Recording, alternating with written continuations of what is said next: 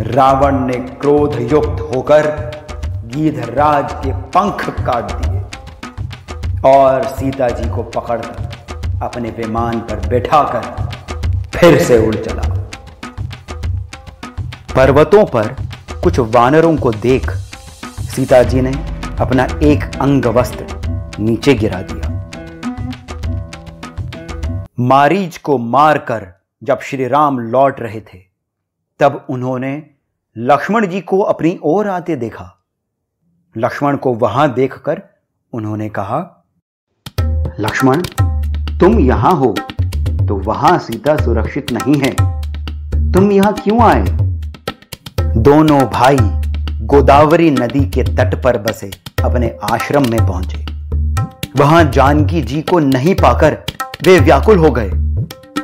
माता सीता को श्री राम ने हर ओर ढूंढा, परंतु उन्हें नहीं पाकर वे अत्यंत दुखी हुए। मन में माता सीता को ढूंढने का प्रण कर श्री राम और लक्ष्मण जी वन की एक दिशा की ओर चल दिए। मार्ग में आगे बढ़ते हुए उन्हें गीधराज जटायु पृथ्वी पर गिरे पड़े हुए दिखे। दोनों भाई उनकी ओर दौड़ते हुए गए। राम, राम। श्री राम ने गीधराज जटायु का सिर अपनी गोदी में रख लिया और लक्ष्मण जी से पानी लेकर आने को बोला। फिर जटायु ने श्री राम से कहा, राम, लंकापति रावण माता सीता का हरण कर उन्हें दक्षिण दिशा की ओर ले गया है। ऐसा कहकर जटायु ने प्रभु श्री राम की गोदी में ही अपने प्राण त्याग दिए। उनका यथोचित अंतिम क्रिया कर दोनों भाई माता सीता की खोज में दक्षिण दिशा की ओर चल दिए। घने वृक्षों को, तालाब और पर्वतों को पार करते हुए वे दोनों सीता जी का नाम लिए आगे बढ़ते जा रहे थे। तभी कबंध नाम के एक विशालकाय वृक्ष रूपी राक्षस ने राम और लक्ष्मण को अपनी लताओं से जकड़ लिया। इस राक्षस का सिर इसके पेट में था और हाथ बहुत लंबे। श्री राम ने तुरंत ही अपनी कमर में कसी हुई एक कटार से कबंध के दोनों लता रूपी हाथ काट दिए। वो तड़पता हुआ पृथ्वी पर गिर मर गया। पर मरने के बाद उस राक्षस शरीर से एक गंधर्व प्रकट हुआ। उस गंधर्व ने प्रभु श्री राम से कहा, मेरा नाम धनु है। एक मुनि के शप से मेरी ये दशा हुई, पर उन्होंने मुझ पर दया कर आपके हाथों मुक्ति मिलने का भी आशीर्वाद दिया। मेरा प्रणाम स्वीकार करें प्रभु। तब श्री राम ने धनु से रावण के बारे में पूछा। धनु ने उन्हें सुग्रीव नामक एक वानर से मिलने का सुझाव दिया। श्री राम दक्षिण की ओर आगे बढ़ चले। आगे उन्हें शबरी नामक ऋषिका का आश्रम मिला। कमल से नयनों वाले, विशाल भुजा वाले, सिर पर जटाओं का मुकुट पहने श्री राम को देख शबरी उनके चरणों से लिपट गई। प्रभु, मैं आपकी वर्षों से प्रतीक्षा कर रही थी। सब मुनियों ने मुझे मूर्ख समझा, पर मुझे मेरे गुरु पर पूर्ण विश्वास था। उन्होंने कहा था कि राम स्वयं आकर तुम्हें ज्ञान प्रदान करेंगे। शबरी यह कहकर अपने आश्रम के भीतर से कई सारे बेर ले आई।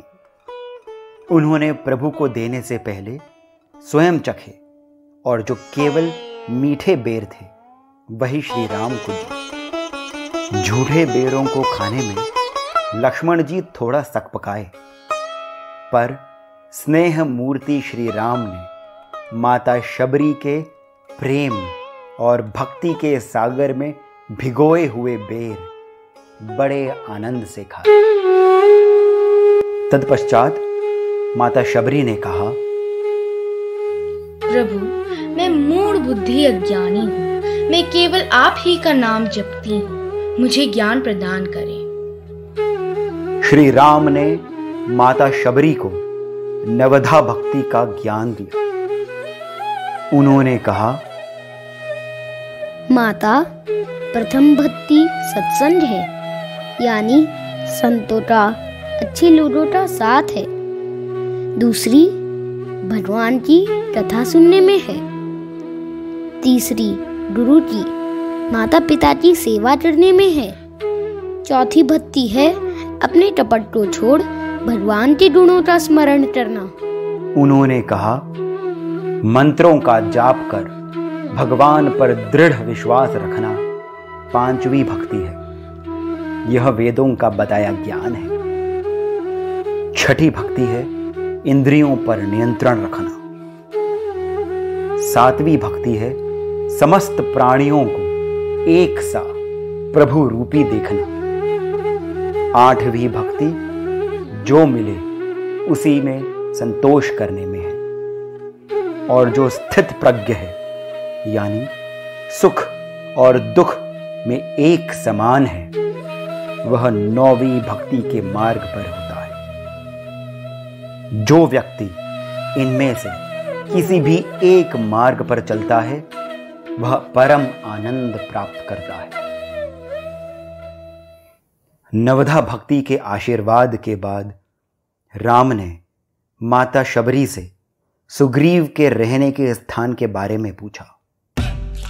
दोनों भाई हाथ में धनुष लिए उस ओर चल दिए। श्री रघुनाथ जी लक्ष्मण जी संग माता सीता की खोज में उस दिशा में चल रहे थे जो कबंध रूपी दनु, गीधराज जटायु और भक्ति का सागर माता शबरी ने बताई थी। माता शबरी ने बताया था कि सुग्रीव पंपा सरोवर के पास ऋष्यमुख पर्वत पर मिलेंगे। तभी दो अति सुंदर कुमारों को मुनि वेशधर धनुष बाण लिए आता देख सुग्रीव ने अपने विश्वस्त दूत को उन दोनों का भेद जानने के लिए भेजा। वह दूत एक ब्राह्मण का वेश धर उन दोनों सुंदर कुमारों की ओर गया। वीरो, आप दोनों सुकुमार इस घने वन में क्या कर रहे हैं? एक ब्राह्मण को अकेले घने वन में देख लक्ष्मण जी को उस दूत पर शंका हुई। दूत ने चतुराई पूर्वक बोला, मैं तो यहाँ एक विशिष्ट प्रकार की जड़ी बूटी लेने आया हूँ। आप किस कारणवश आए हैं? तब श्री राम ने बताया, हम कौशलाधीश महाराज दशरथ के पुत्र हैं। वचन के पालन हेतु वनवासी हुए। रावण नामक एक राक्षस ने मेरी भार्या सीता का अपहरण कर लिया है। हमें बताया गया कि सुग्रीव हमारी सहायता सीता को खोजने में कर सकते हैं। एक पल को रुककर प्रभु श्री राम ने मुस्कुराकर कहा, क्या आप हमें सुग्रीव के पास ले चलेंगे महाबली हनुमान? प्रभु राम ने अपने अनन्य भक्त अपने सखा पवन पुत्र हनुमान को पहचान लिया था। हनुमान जी तत्काल अपने वास्तविक रूप में आए और प्रभु के चरणों को प्रणाम किया। प्रभु ने उन्हें अपने हृदय से लगा लिया। हनुमान जी ने श्री राम और सुग्रीव का मिलन कराया।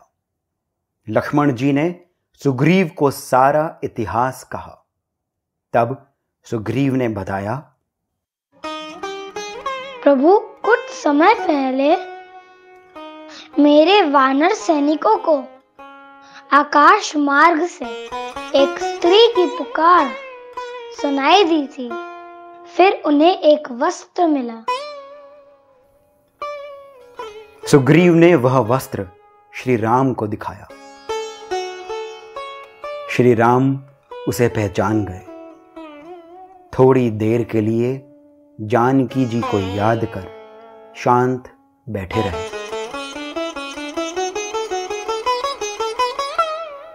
तब सुग्रीव ने श्री राम से कहा, प्रभु आप शोक छोड़िए, मैं सब प्रकार से जानकी जी को ढूंढने में आपकी सहायता करूंगा। श्री राम ने सुग्रीव से कहा, धन्यवाद मित्र। अब आप बताएं कि किस कारणवश आप वन में हैं। बाली और मैं दो भाई हैं। बाली किष्किंधा का राजा है। एक बार मायावी नाम के राक्षस ने नगर के बाहर आकर बाली को ललकारा। बाली उसके संहार हेतु उसके पीछे भागा। दोनों युद्ध करते हुए पर्वत की गुफा में चले गए। बाली के पीछे पीछे मैं भी गया था। उसने कहा, अगर मैं 15 दिन के अंदर अंदर नहीं आऊं तो तुम यहाँ से चले जाना। मैंने 1 मास तक बाहर प्रतीक्षा करी, कोई नहीं आया। बस रक्त की एक धारा बाहर निकली। मैंने गुफा को एक बड़े पत्थर से ढक दिया और वापस आ गया। मंत्रियों ने राज्य को संभालने हेतु मुझे राजा बना दिया। कुछ समय पश्चात बाली वापस आया। उसे लगा मैंने राज्य के लोभ में उसे गुफा में बंद कर दिया था। उसने न केवल मुझे मारना चाहा, अपितु मेरी स्त्री को भी छीन लिया। श्री राम ने सुग्रीव को न्याय दिलाने और बाली के वध का आश्वासन दिया। सुग्रीव ने बताया कि बाली ने राक्षस राज रावण को भी युद्ध में परास्त किया था। प्रभु, बाली अत्यंत बलवान है, उसे ब्रह्मा का वरदान है। सुग्रीव श्री राम को ताल के एक विशाल वृक्ष के पास लेकर गए। उन्होंने दिखाया कि कैसे एक ही प्रहार से ताल के वृक्ष में छेद हो गया। तब बलियों के बलि श्री राम ने एक बाण चलाया। वह बाण 7 ताल के वृक्षों को भेदता हुआ एक विशाल पत्थर से टकराया, जिससे पत्थर चकनाचूर हो गया। यह दृश्य देख सुग्रीव ने कहा, प्रभु मुझे क्षमा करें कि मैंने सर्वेश्वर की शक्ति पर संदेह किया। तब श्री राम ने कहा, वानर राज सुग्रीव, जाओ अब बाली को युद्ध के लिए ललकारो। ले सुग्रीव संग रघुनाथा, चले चाप सायक गई हाथा। श्री राम के वचन सुनकर सुग्रीव बड़े ही वेग से गरजते हुए बाली को ललकारने दौड़े। उनके पीछे रघुनाथ हाथ में धनुष लिए चल पड़े।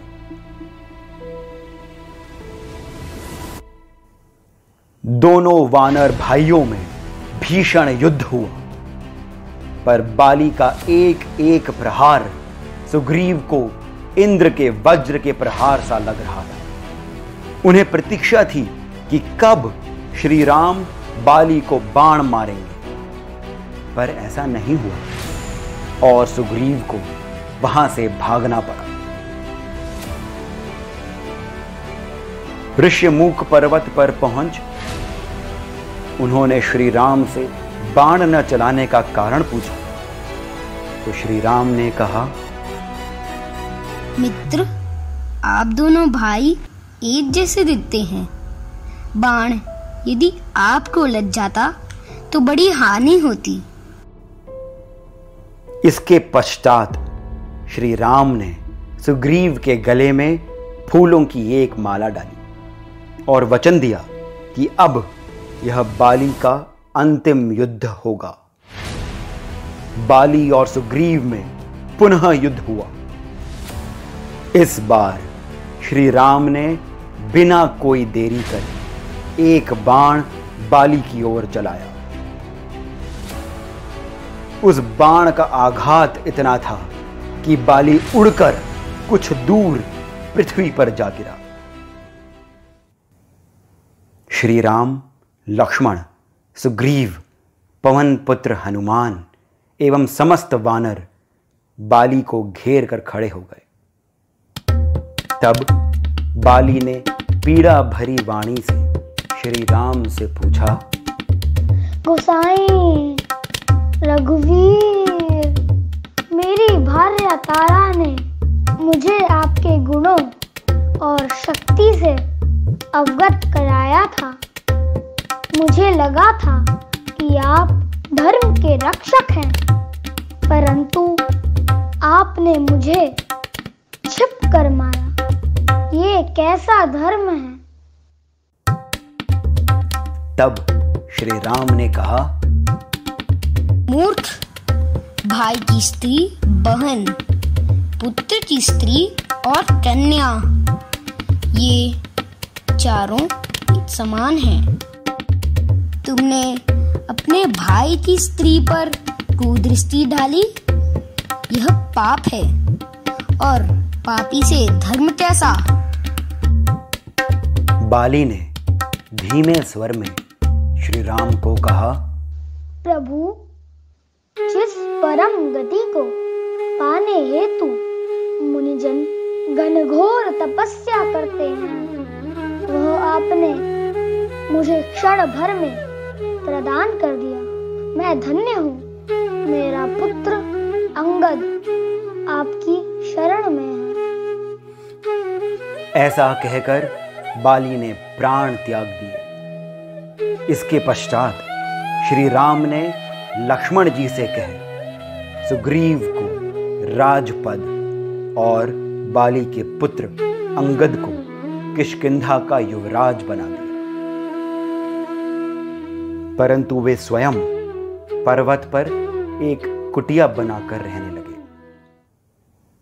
श्री राम से सुग्रीव ने माता सीता के बारे में संदेश लाने हेतु कुछ समय मांगा था, पर कई ऋतुएं बीत गईं। सुग्रीव से कोई संदेश न पाकर श्री राम ने लक्ष्मण जी को कहा, बंधु, वानरराज सुग्रीव कदाचित राज्य के कार्यों के कारण हमसे किया वचन भूल गए हैं। उन्हें दंड का भय दिखा वचन याद करा आओ। मुझे सीता की चिंता हो रही है। इधर परम ज्ञानी पवन पुत्र हनुमान जी ने देखा कि सुग्रीव प्रभु को दिया वचन भूल गए हैं। तब उन्होंने सुग्रीव को धर्म और नीति याद दिलाई। लक्ष्मण जी और हनुमान जी की बातें सुनी वानर राज सुग्रीव ने समस्त संसार के वानरों को एकत्रित होने की आज्ञा दी।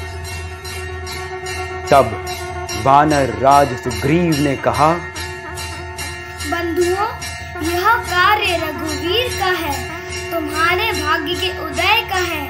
चारों दिशाओं में जाओ, पर्वतों पर, गुफाओं में हर ओर जाओ और 1 मास में माता सीता के विषय में सूचना लाओ। हनुमंत, आप अंगद, नील, जामवंत सहित दक्षिण दिशा में जाएं। आप ही पर मुझे सबसे अधिक विश्वास है। जय सिया राम, जय श्री राम, जय हनुमान।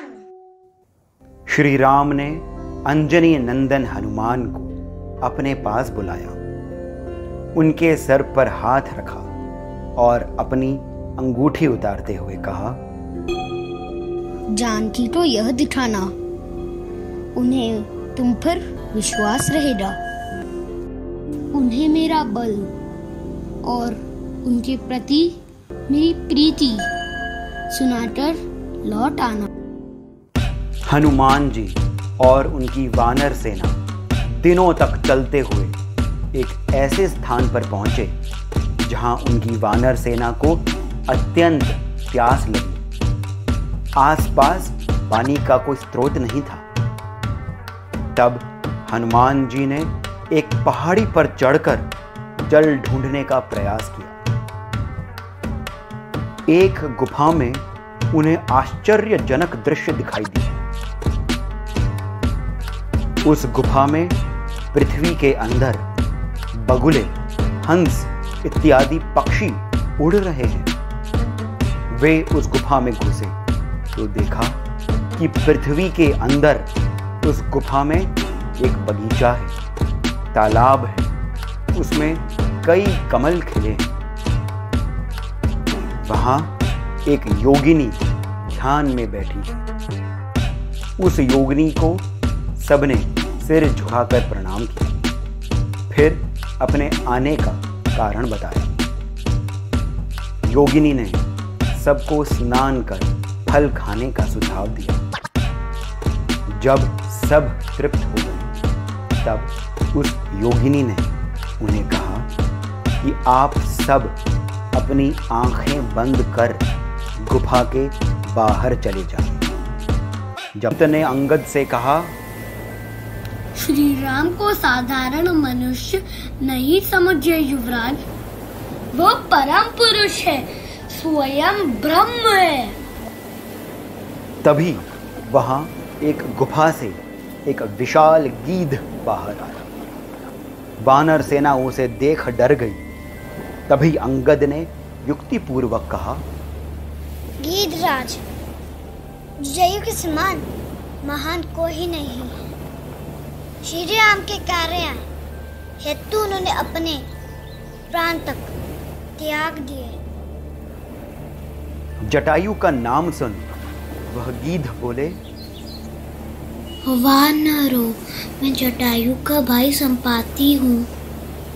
उसकी मृत्यु का सुन मुझे दुख हुआ। मैं तुम्हें बताता हूँ कि माता सीता कहाँ है। तब संपाति ने बताया कि त्रिकूट पर्वत पर लंका बसी है। वह रावण की नगरी है। उसने अशोक नामक एक उपवन में, एक बाग में सीता जी को रखा है।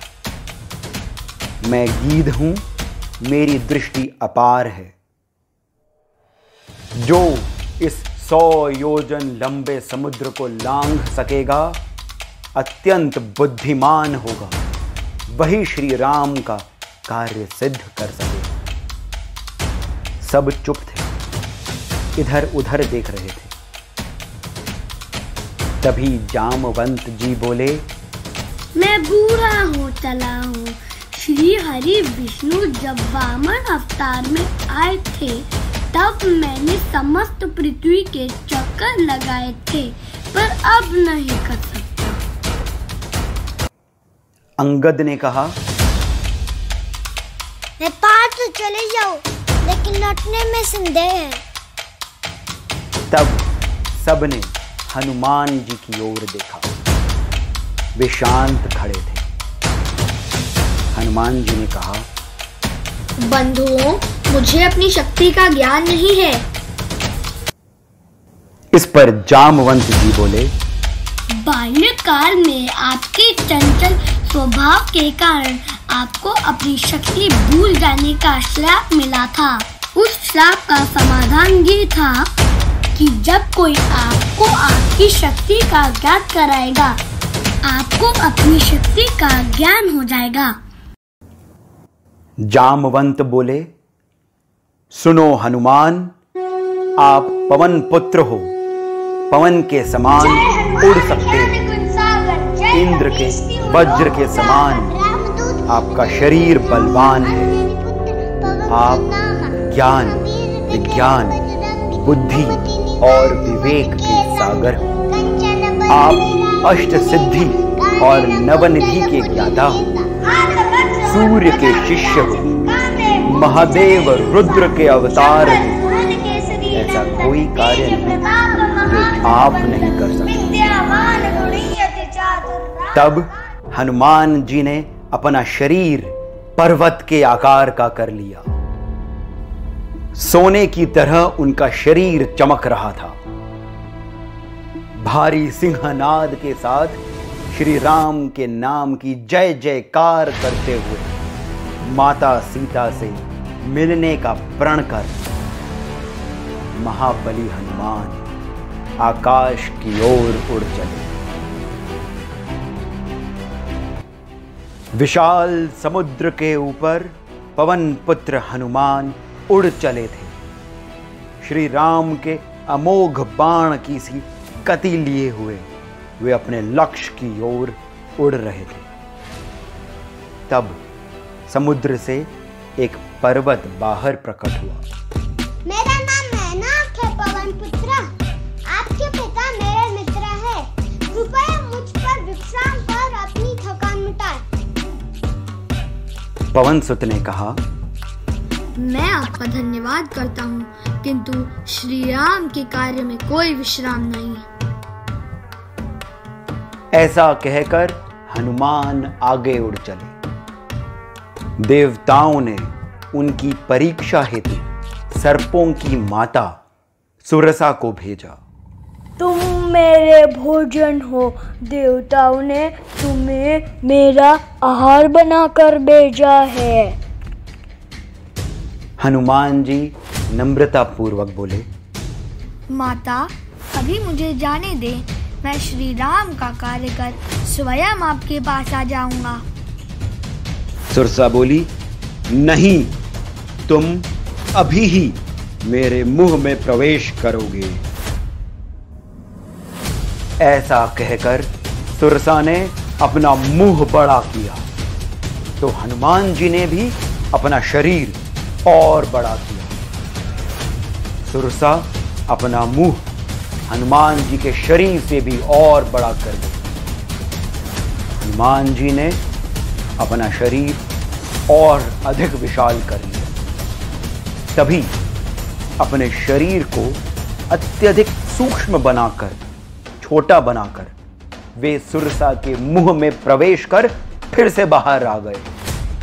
सुरसा ने उनकी बुद्धिमानी देख उन्हें देवताओं का भेद बताया और विजयी भव कह आशीर्वाद दिया। पवन पुत्र अंजनी नंदन हनुमान फिर उड़ चले। आगे जाने पर उन्हें एक मायावी राक्षसी ने पकड़ लिया। ये पानी में रहते हुए आकाश में उड़ रहे पक्षियों की परछाई पकड़ उन्हें खा जाती थी। हनुमान ने उसे यमलोक पहुंचा दिया। फिर वह एक ऊंचे पर्वत पर उतरे। वहां से उन्हें लंका नगरी दिखाई दी।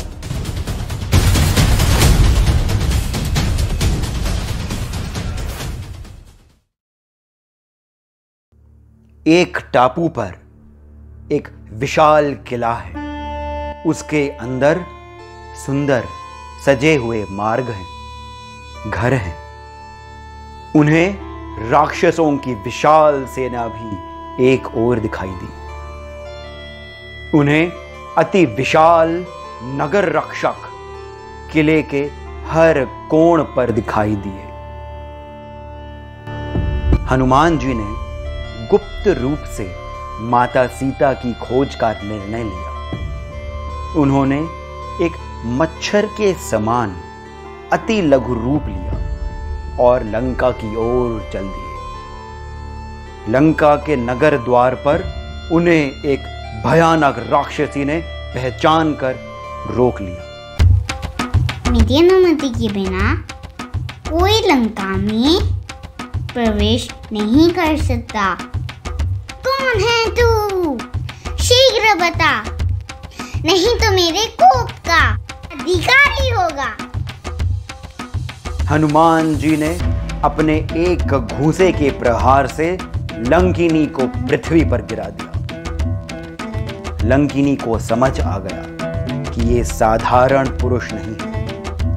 तब उसने हनुमान जी को बताया कि ब्रह्मा ने उससे कहा था कि जब एक वानर तुझे युद्ध में हराएगा तब राक्षसों का अंत निकट होगा।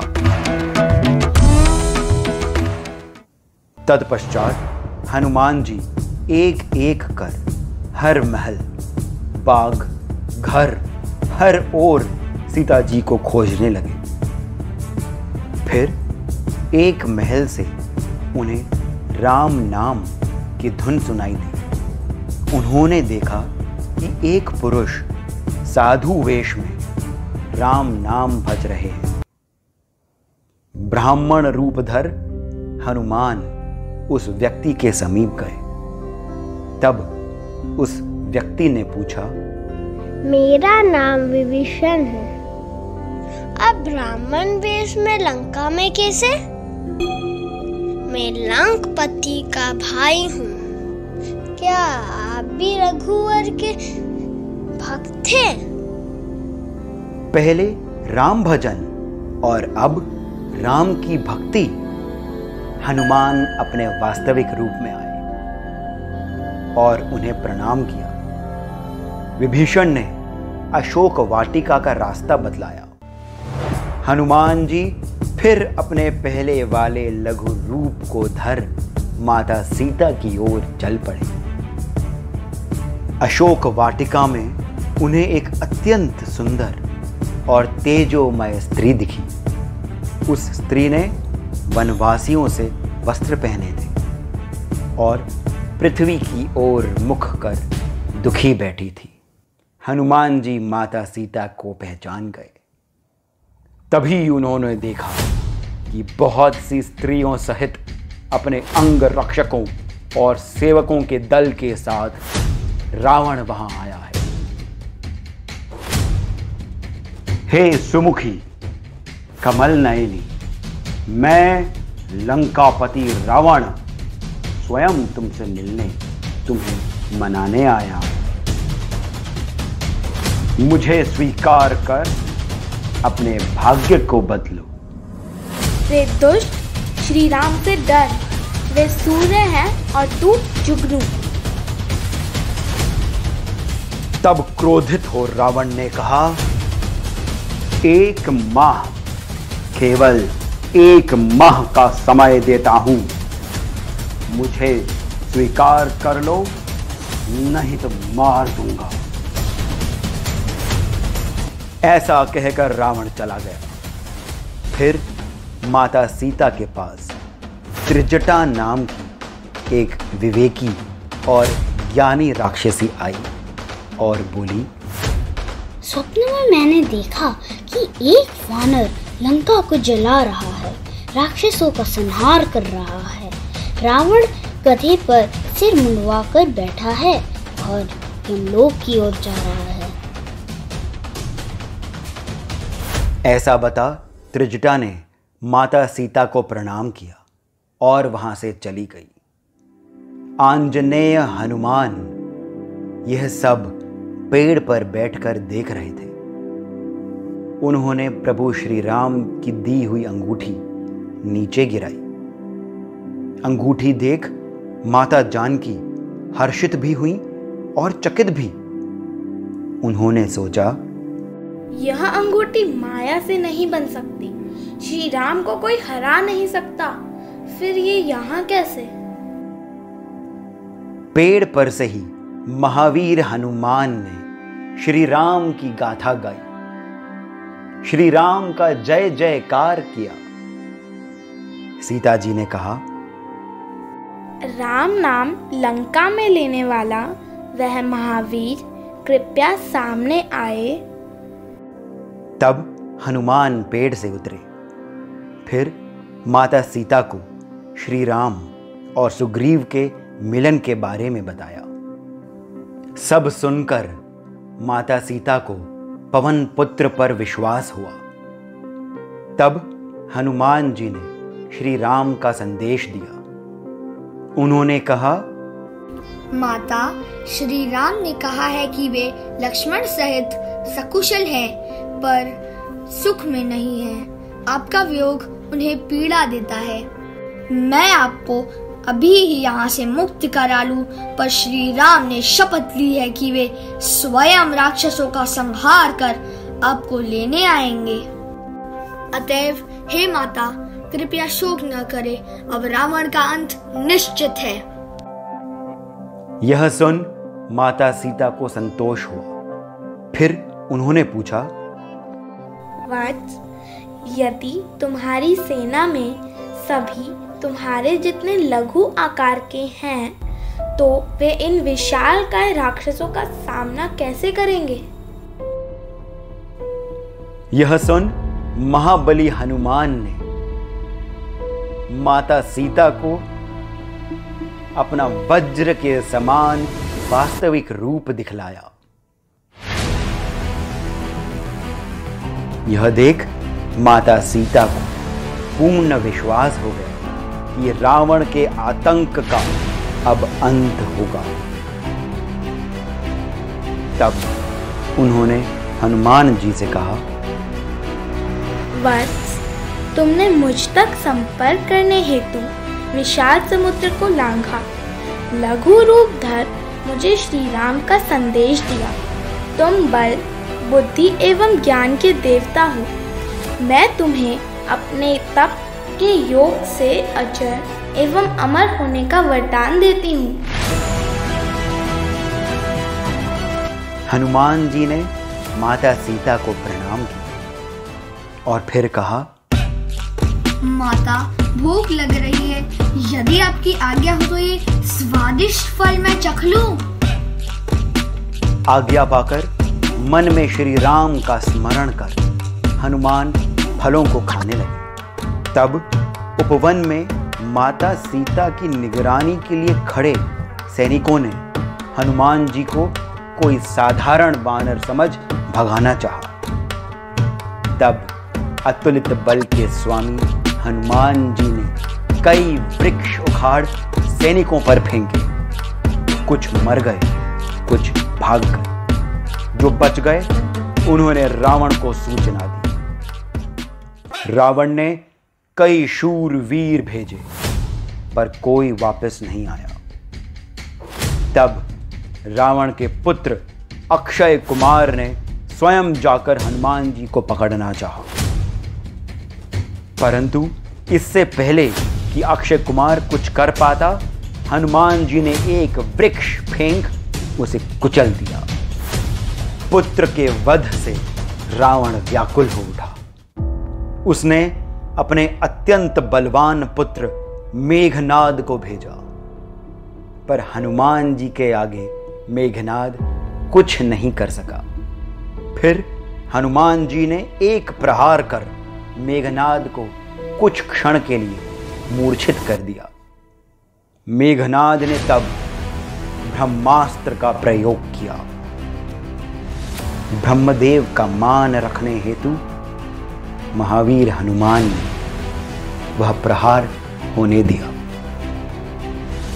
तब मेघनाद ने उन्हें नागपाश से बांध दिया और उन्हें रावण की सभा में लेकर चला गया, जहां देवता भी जाने से डरते हैं। दसों दिशाओं के स्वामी दिक्पाल जिसके आगे शीश झुकाते हैं, उस रावण की सभा में महाबली पवन पुत्र अंजनी नंदय हनुमान मुस्कुराते हुए खड़े हैं। तब रावण ने पूछा, वानर, अपना परिचय दे। किस कारण राक्षसों का वध किया और यहां क्यों आया है? दशानन, जिसके बल से इस सृष्टि का सृजन और संहार होता है, जो संपूर्ण माया के स्वामी हैं, जो सज्जनों और देवताओं के रक्षक हैं, मैं उन परम पुरुष श्री राम का भक्त हनुमान हूँ। मैं तुमसे विनती करता हूँ कि यदि राक्षस जाति को जीवित रखना चाहते हो तो माता सीता को बंधन से मुक्त कर प्रभु की शरण में जाओ। यह सुनते ही रावण को क्रोध आ गया। उसने हनुमान जी का वध करने का आदेश दिया। तभी विभीषण जी ने कहा, महाराज, आप परम बलवान हैं। एक दूत को मारना आपको शोभा नहीं देता। महाराज, इसे कोई और दंड दे। विभीषण की बात सुन रावण ने हनुमान जी की पूंछ जलाने का आदेश दिया। हनुमान जी पूंछ लंबी करते रहे और मूर्ख राक्षस उस पर कपड़ा और तेल ही बांधते रहे। फिर राक्षसों ने नगर भर में हनुमान जी को फिराकर पूंछ में आग लगा दी। तभी हनुमान जी ने रूप छोटा कर बंधन छुड़ाया और एक घर की छत पर चढ़ गए। फिर अपना शरीर पर्वत जितना विशाल कर संपूर्ण लंका में केवल विभीषण का घर छोड़ आग लगा दी और सागर में जा पूंछ बुझाई। वे फिर से सीता जी के पास गए। माता ने उन्हें अपना चूड़ामणि दिया। उसे लेकर हनुमान जी फिर से तीव्र वेग से उड़ चले। उधर वानर समुद्र तट पर कब से टकटकी लगाए बैठे थे। उन्होंने आकाश से एक अत्यंत तेज ध्वनि सुनी। ऊपर देखा तो पाया कि आकाश से पवन पुत्र हनुमान पृथ्वी पर उतर रहे थे।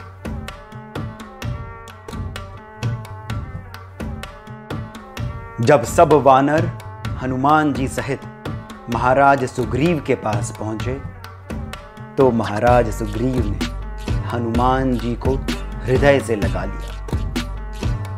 तभी वहां श्री राम आए और हनुमान जी ने उन्हें माता सीता की चूड़ामणि दिखाई।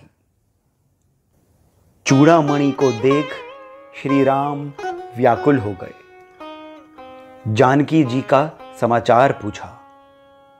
तब हनुमान जी ने कहा, हे कृपा निधान, माता का एक एक पल एक वर्ष के समान बीत रहा है, पर माता सीता देवी दुर्गा के समान डटी रहती हैं, रावण से निडर रहती हैं। हनुमान जी ने कहा, प्रभु, अब समय युद्ध का है, अन्याय पर न्याय की जीत का है। यह सुन श्री राम ने कहा, हनुमान, मुझ पर कभी किसी का कोई उपकार नहीं रहा है, पर आपका उपकार मैं कैसे उतारूं? आपके मन के समान तो मेरा भी मन नहीं है। तत्पश्चात सुग्रीव ने सब वानरों और भालुओं को एकत्रित कर समुद्र की ओर प्रस्थान किया। रावण को जब सूत्रों से पता चला कि श्री राम की सेना समुद्र तट तक आ चुकी है, तब उसकी पत्नी मंदोदरी ने रावण से कहा, प्रियतम दशानन लंकापति, जिसके दूत नहीं लंका में घुस अकेले समस्त लंका जला दी, उस स्वामी का प्रताप और तेज कैसा होगा? आप अपना हठ छोड़ दें। परंतु अभिमानी रावण ने मंदोदरी के संदेह को अपने प्रति स्नेह जान अनदेखा कर दिया।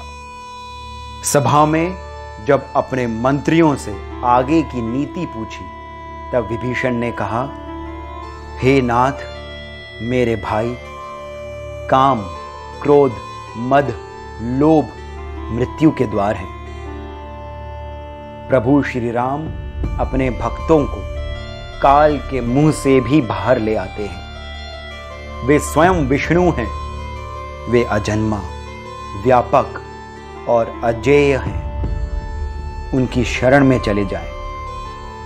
रावण ने अपने भाई को शत्रु का गुणगान करते सुन लात मार कर नगर के बाहर निकाल दिया। उधर समस्त वानर सेना समुद्र तट पर उसे पार करने का विचार कर रही थी। तब उन्होंने विभीषण को अपनी ओर आते देखा। उन्हें लगा कि रावण की यह कोई माया है, पर हनुमान जी ने उन्हें पहचान लिया और श्री राम से मिलवाया। श्री राम ने सब कथन सुन विभीषण को लंका का भावी राजा नियुक्त कर राज्याभिषेक किया। अभी भी समुद्र को पार करने की युक्ति किसी को नहीं सूझी। तब विभीषण ने समुद्र देव से प्रार्थना करने का सुझाव दिया। तब श्री राम ने कहा, अच्छा सुझाव है, यही करते हैं। पर लक्ष्मण जी ने क्रोध में कहा, प्रार्थना कैसी भैया, आप मन में क्रोध ही कर लें तो समुद्र से मार्ग मिल जाए। लक्ष्मण मेरे भाई, यदि 3 दिनों में मेरी प्रार्थना पर भी समुद्र ने मुझे मार्ग नहीं दिया तो मैं अवश्य तीर चलाऊंगा। 3 दिन बीत गए पर प्रभु श्री राम को मार्ग नहीं मिला। तब श्री राम ने कहा, लक्ष्मण मेरा धनुष ले आओ, अग्नि बाण से इस सागर को सुखा दूंगा। श्री राम ने धनुष पर बाण चढ़ाया। तभी समुद्र ब्राह्मण भेष में वहां आए और कहा, प्रभु मुझे क्षमा करें, नाथ मेरे अभिमान को क्षमा करें। नाथ मैं मार देता हूँ तो मुझ में रहे कई जीवों का अंत हो जाएगा। आपकी सेना में नल नील नाम के 2 भाई हैं। एक ऋषि के आशीर्वाद से वो भारी से भारी पर्वत को पानी में तैरा सकते हैं। आप मुझ पर सेतु बनाए, मैं आपकी सहायता करूंगा। जाम्बवंत नल और नील को समुद्र देव के कथन सुनाते हैं। तब नल कहते हैं, श्री राम के कार्य हेतु हमें जो विद्या आती है, हम उसका पूरा उपयोग कर एक सुदृढ़ सेतु बनाएंगे। उसका नाम राम सेतु होगा और यह सदियों तक टिका रहेगा। श्री राम का नाम लेकर वानर एवं भालू, पत्थर, वृक्ष और जो भी कुछ उन्हें मिला उसे ला लाकर नल नील को देते हैं और वे दोनों उन सभी को सेतु से बांध देते हैं। श्री राम ने वहां एक शिवलिंग यानी शिव के प्रतीक की स्थापना कर उसका नाम रामेश्वरम दिया। कुछ ही दिनों में सेतु भी समुद्र पर तैरने लगा। सभी वानर और भालू उस पर पग रख समुद्र को पार कर गए। फिर लंका की भूमि पर सबने डेरा डाला। उधर लंका में रावण को ज्ञात हुआ कि श्री राम अपनी सेना सहित लंका की भूमि पर पधार गए हैं। तब भी वह अभिमानी रावण अपने बल के वश में चूर हो अपने महल में जा नृत्य देखने लगा।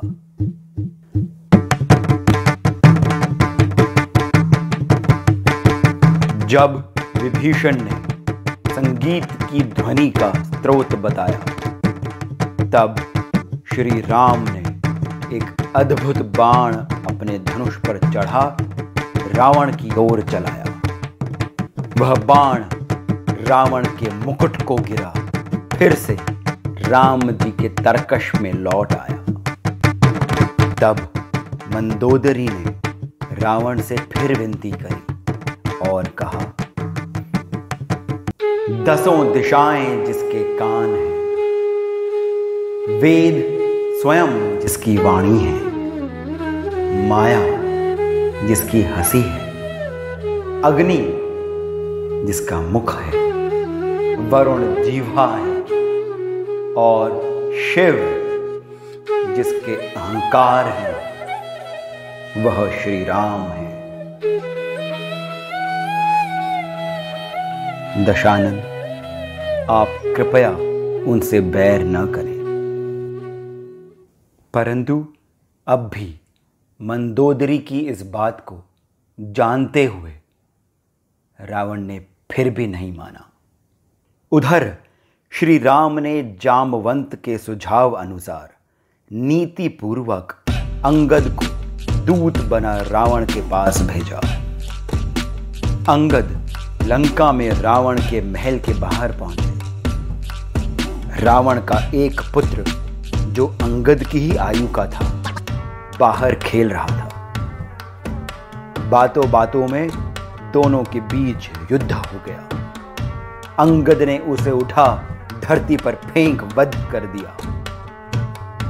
समस्त लंका में हाहाकार मच गया कि वही वानर लौट आया है। फिर अंगद लंका की सभा में पहुंचे और रावण को कहा, दशानन, आप और मेरे पिता मित्र थे, इसलिए श्री राम की शरण में जाने का अंतिम अवसर दे रहा हूं। तब क्रोध से रावण ने कहा, किस बल पर तू इतना इतरा रहा है वानर? मेरी भुजाओं को देख, मेरे योद्धाओं को देख। अंगद ने कहा, मैं एक ऐसे रावण को जानता हूं जिसे पाताल लोक के बालकों ने पकड़ लिया था। तब महाराज बलि ने उसे छुड़ाया था। एक और रावण है जिसे सहस्त्रबाहु ने दौड़ा कर पीटा था, फिर पुलस्त्य मुनि ने छुड़ाया था। आप इनमें से कौन से रावण हैं? अंगद की इन बातों को सुन रावण ने क्रोधवश कहा, मेरी भुजाओं से मैंने कैलाश पर्वत को उठा लिया था, मैंने काल को भी जीत लिया है। इस पर अंगद ने कहा, अभी चाहूं तो जानकी जी को श्री राम से मिला दूं, पर यह आदेश मुझे नहीं है।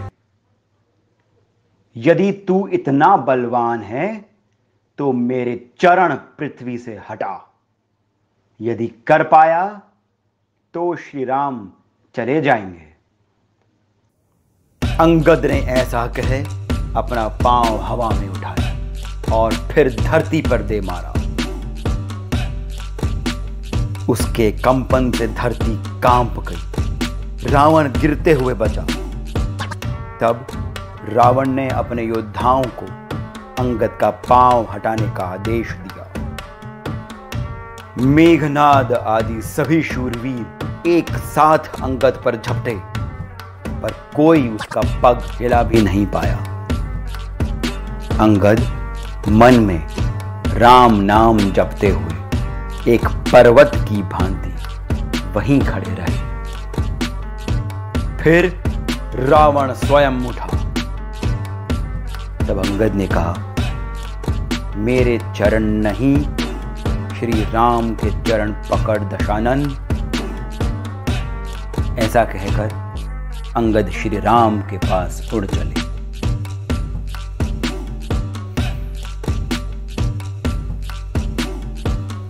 यह युद्ध से पहले की अंतिम शांति नीति थी। अब युद्ध नीति का समय था। श्री राम की सेना को 4 दलों में बांटा गया। सभी दलों का एक एक सेनापति नियुक्त किया गया। तब महान बल की सीमा उन वानर और भालुओं ने ऊंचे स्वर में श्री राम की जय जयकार कर गर्जना करी। जयति राम जय लक्ष्मण जय कपीस सुग्रीव, गर्जहि सिंहनाद कपि भालू महाबल सिंह। रावण ने भी अपने योद्धा राक्षसों को बुलाया और उन्हें कहा,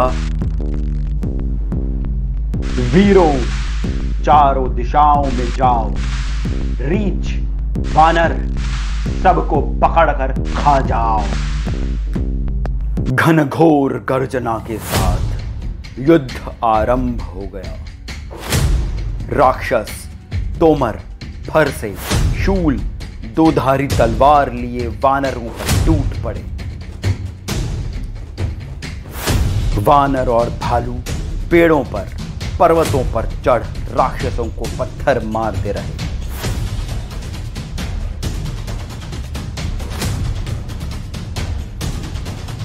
इसी बीच पवन पुत्र हनुमान और मेघनाद के बीच युद्ध छिड़ गया। महाबली हनुमान काल के समान युद्ध कर रहे थे। एक बड़ा पहाड़ लिए हनुमान मेघनाद की ओर दौड़े। पहाड़ फेंक उसका रथ तोड़ दिया। उसकी छाती पर एक भयंकर लात मार उसे मूर्छित कर दिया। सारथी मेघनाद को दूसरे रथ में बिठा वापस ले गया। महादेव शिव माता पार्वती से कहते हैं, श्री राम की लीला विचित्र है। वे सभी नरभक्षी राक्षस भी अब श्री राम के हाथों परम गति पा रहे हैं। रावण के 2 सेनापति अकंपन और अतिकाय ने माया रच रणभूमि पर अंधकार कर दिया तथा रक्त और राख की वर्षा करा दी। तब श्री राम ने हनुमान और अंगद को उन दोनों सेनापतियों के अंत का कार्य सौंपा। फिर श्री राम ने अग्नि बाण चलाया और हर ओर प्रकाश कर दिया। अगले दिन मेघनाद ने भयंकर उद्घोष कर रणभूमि में पूछा, राम और लक्ष्मण कहाँ हैं? हनुमान और अंगद कहाँ हैं? आज मेरे क्रोध की ज्वाला से सबका विनाश कर दूंगा।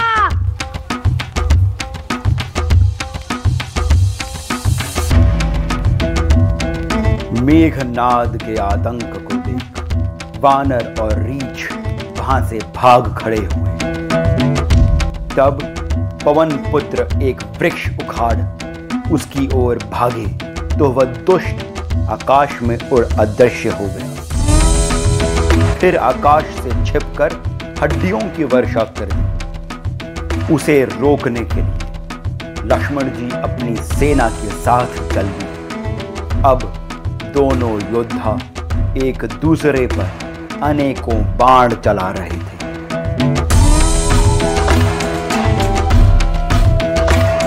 दोनों ही रक्त से लथपथ थे। लक्ष्मण जी की क्रोध की अग्नि के आगे इंद्रजीत थक रहा था। फिर लक्ष्मण जी के आगे कोई और उपाय नहीं जान मेघनाद ने महान वीर घातिनी शक्ति चलाई, जिसके लगते ही लक्ष्मण मूर्छित हो गए। हनुमान उन्हें श्री राम के पास ले आए। तब विभीषण ने सुषेण नामक वैद्य के बारे में बताया। हनुमान तुरंत रावण की नगरी लंका में उड़ सुषेण वैद्य को अपनी पीठ पर बिठा कर ले आए। तब सुषेण ने कहा, इन्हें एक विचित्र बाण से आघात हुआ है। इसके लिए संजीवनी बूटी लानी होगी, पर कार्य कठिन है। बूटी हिमालय पर्वत पर मिलेगी और समय केवल रात्रि का ही बचा है। सभी वानर डर गए कि अब लक्ष्मण जी का क्या होगा। इतने में हनुमान जी बोले, वैद्यराज, मुझे औषधि की पहचान बताएं। रामकाज में देरी नहीं होनी चाहिए। औषध के बारे में सुन पवन पुत्र आकाश में उड़ चले। वे बिजली की गति से उड़े। पलक झपकते ही वे हिमालय पहुंचे। पर उधर एक ही जैसी दिखने वाली कई औषधियां थीं। तब महावीर हनुमान ने कोई समय नष्ट करे बिना पूरा पर्वत ही उठा लिया। औषधि के पीते ही लक्ष्मण जी मूर्छा से बाहर आए। यह सुनकर कि लक्ष्मण जी फिर से जी उठे हैं, रावण को अत्यंत क्रोध आया। उसने सैनिकों से कुंभकर्ण को उनकी भारी नींद से जगाने का आदेश दिया। बड़े प्रयत्नों के बाद कुंभकर्ण नींद से जागे। फिर वह काल रूपी अत्यंत विशाल शरीरधारी कुंभकर्ण रावण के पास गया। रावण ने सब कथा सुनाई। उसने बताया कि दुर्मुख, देवांतक, नरांतक, अतिकाय, अकंपन, महोदर सहित लगभग सभी राक्षस युद्ध में राम और उनकी सेना के हाथों मारे जा चुके हैं। कुंभकर्ण महान गर्जना करते हुए युद्ध भूमि में आए। सब वानर एवं रीछ भय से श्री राम के पीछे खड़े हुए। कुंभकर्ण, सुग्रीव, अंगद, नल, नील सभी को थकाकर धकेल कर वानर सेना को हाथों से दबोच अपने मुख में डाल खाने लगे। तब प्रभु श्री राम ने उस पर 100 बाण एक साथ चलाए। बाणों से उसे आघात तो हुआ, पर वह और अधिक क्रोधित हो गया। उसने वानर सेना को अपने विशाल पैरों तले कुचलना शुरू कर दिया। श्री राम ने दिव्य अस्त्रों से उसके हाथ काट दिए। वह चिंघाड़ता हुआ श्री राम की ओर दौड़ा। उसकी चीख से देवता भी डर गए। तब कृपा निधान, परम पुरुष, अतुलित बल के धनी श्री राम ने अपने शारंग धनुष पर एक दिव्य बाण चढ़ाया। उसकी प्रत्यंचा कान तक खींची और उस तीर को कुंभकर्ण की ओर छोड़ा। कुंभकर्ण का सिर कटकर गिर गया।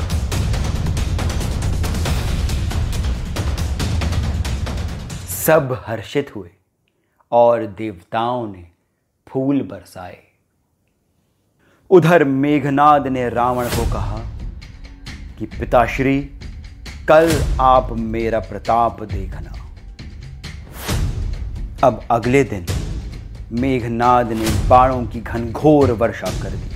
अपनी माया से पर्वत युद्ध भूमि पर गिराए, हर ओर कौतूहल मचा दिया। फिर घने बादलों को ला हर ओर अंधेरा कर दिया और अदृश्य हो सब वानरों को व्याकुल कर दिया। जब मेघनाद ने नागपाश से श्री राम को बांध दिया, तब जांबवंत ने एक छलांग लगा मेघनाद के रथ को लात मारी। वह धरती पर गिर गया।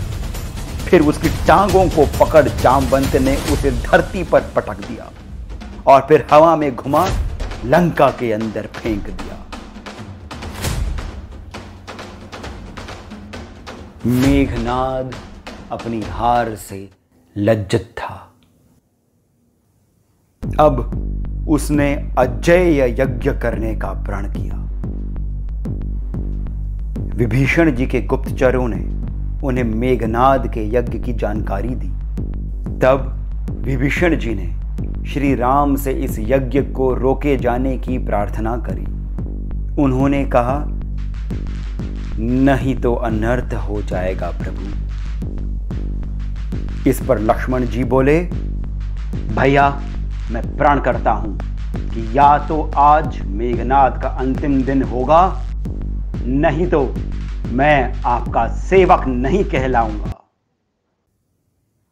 गुफा के भीतर मेघनाद एक अघोर तप कर रहा था।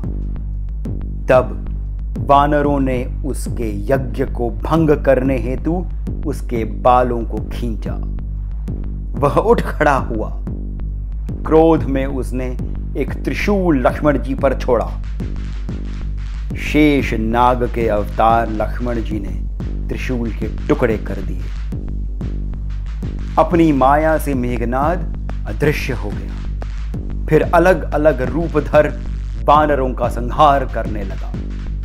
तब लक्ष्मण जी ने हाथ में विरोचित दर्प नामक बाण उठाया और मन में श्री राम का नाम लिया।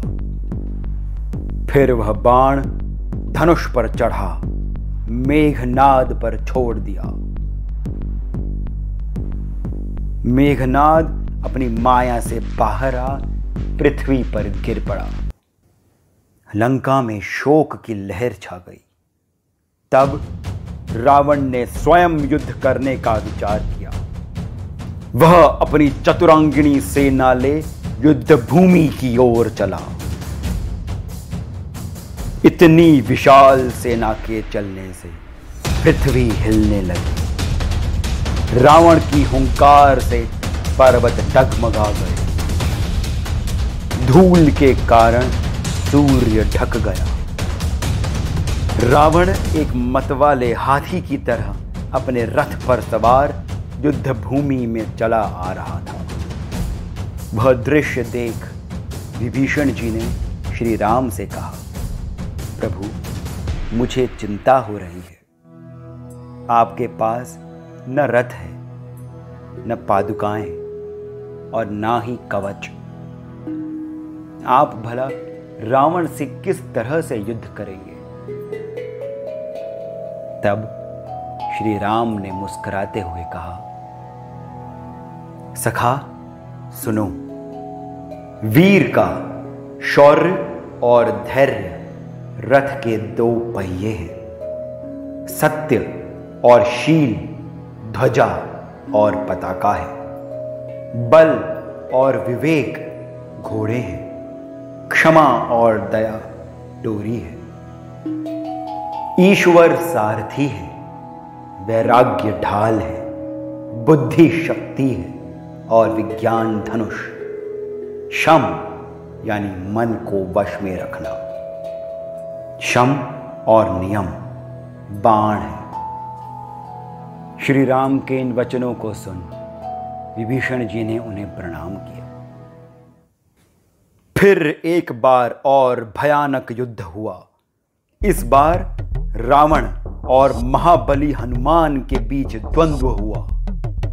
रावण के एक घूंसे से स्वयं हनुमान जी घुटनों पर आ गए, पर फिर स्वयं को संभालते हुए पवन पुत्र हनुमान ने रावण को एक ऐसा घूंसा मारा कि रावण वहीं मूर्छित हो गया। उसका सारथी उसे लंका के अंदर ले भागा। लंका में उसके पुत्र और सेनापति प्रहस्त ने कहा, हे दशानन, हमारा कुल समाप्त हो गया, पर उनके महारथी ज्यों के त्यों हैं। ये राम का ही प्रताप हो सकता है। कृपया हट छोड़ दें। परंतु रावण तो काल के ग्रास में था। वो अब भी नहीं माना। रावण ने माता सीता, हनुमान जी अंगद, विभीषण, मंदोदरी, कुंभकर्ण और अब प्रहस्त किसी की बात नहीं मानी। अगले दिन रावण एक अत्यंत प्रचंड वेग से वानरों पर टूट पड़ा। आज उसका बल अविश्वसनीय था। वह काल का भी अंत कर दे वैसी स्थिति में था। तब श्री राम ने अपने वीरों को बुलाकर कहा, वीरों, अब आप विश्राम कर स्वयं मेरा और रावण का युद्ध देखें। तभी इंद्र एक दिव्य रथ लिए आए और श्री राम से अनुरोध किया कि वे उसे स्वीकार करें। अब ये राम रावण युद्ध था। न्याय और अन्याय के बीच युद्ध था। सत्य और माया के बीच युद्ध था। तप और लोभ के बीच युद्ध था। अब ये राम रावण युद्ध था।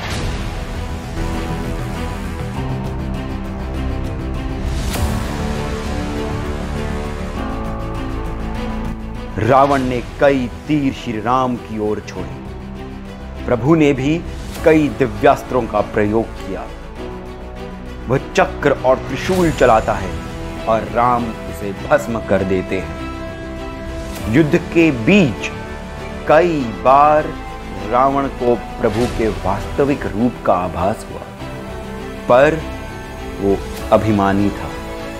श्री राम ने फिर 10 दिव्य तीरों से रावण के 10 सिर काट दिए। पर सब चकित हुए जब वे सिर फिर उगाए। तब विभीषण ने श्री राम को बताया कि प्रभु, इसकी नाभि में अमृत है। यह सुनते ही श्री राम ने एक विकराल बाण हाथ में लिया। चारों ओर अंधकार छा गया। पक्षी डरकर आकाश में जहां तहां उड़ने लगे। जो भूत, पिशाच, नर कंकाल रावण की सेना में युद्ध कर वानरों को फाड़ कर खा रहे थे, वे स्वयं भयभीत हो गए। बिना पर्व के ही सूर्य ग्रहण हो गया। प्रचंड वायु बहने लगी। देवता भी कांप गए और मंदोदरी का हृदय व्याकुल हो गया। श्री राम इन सब के बीच स्वर्ण की मूर्ति की भांति चमक रहे थे। वायु के वेग से उनके बाल लताओं की तरह झूल रहे थे। उनके माथे मानो स्वयं सूर्य उग आया था। तब उन्होंने वह तीर और उसके बाद 30 और तीर रावण की ओर छोड़े। वह तीर प्रभु श्री राम के धैर्य की सीमा थी। उनके तप का बल था, त्याग का परिचय था। वह तीर रावण की नाभि में लगा और वहां रखे अमृत को सुखा दिया। फिर बाकी 30 तीरों ने रावण के हाथ पांव काट दिए और वो रावण, वो महाबली रावण, लंकापति रावण, वो रावण जिसने देवताओं पर विजय प्राप्त करी थी, जिसके 10 सिर और 20 भुजाएं थी, वो रावण जो काल का भी काल था, पृथ्वी पर धम से गिर गया।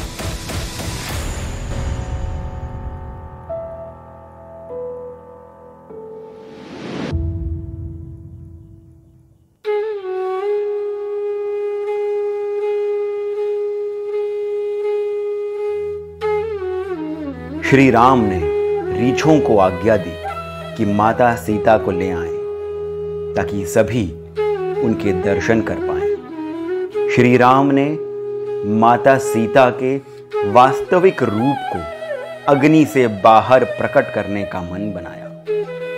तब उन्होंने लक्ष्मण जी को कहा कि अग्नि की तैयारी करो। सब देवता, वानर, रीछ और लक्ष्मण जी भी डर गए, पर माता सीता कदापि विचलित नहीं हुई।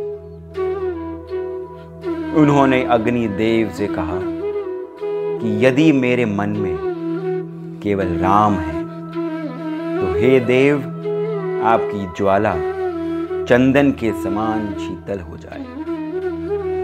ऐसा कहकर देवी सीता ने अग्नि में प्रवेश किया। सभी देवता, मुनि, राक्षस, वानर ये सब देख रहे थे। तब अग्निदेव ने शरीर धारण कर माता सीता का हाथ पकड़ श्री राम को समर्पित किया, जैसे स्वयं क्षीर सागर में भगवान विष्णु को लक्ष्मी जी समर्पित करी।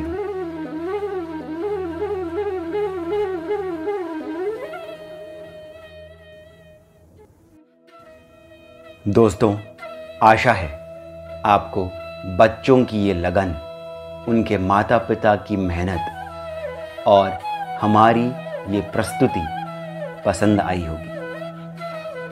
हम बहुत ही जल्द आप सभी के सामने ऐसी ही एक और प्रस्तुति लेकर आएंगे।